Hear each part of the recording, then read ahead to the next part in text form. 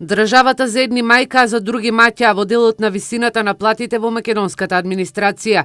Според последните истражувања, највисоки плати во администрацијата добиваат вработените во регулаторната комисија за домување, каде просечната нето плата за 2016 изнесува 90.125 денари, додека најмали плати земаат вработените во секретаријатот за спроведување на рамковниот договор во висина од 300 евра.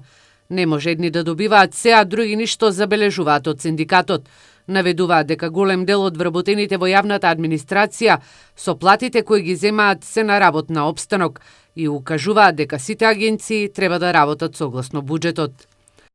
Не се само вработените во секретаријатот за рамковен се работи за голема категорија на вработени и во судството и други ресори, бидејќи има луѓе кои работат за плати од 13 и 15.000 денари, а од друга страна луѓе кои работат за плати од 90.000 денари.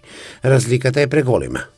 Од синдикатот со години бараат платите да се регулираат со колективни договори. Оттаму посочуваат дека има институции во кои вработени немаат ниту основни средства за работа, како што се компјутерите. Синдикалците реагираат и на актуелните случаи со висината на патните трошоци на пратениците и се жалат дека на вработените во администрацијата не им се исплаќаат надоместоци.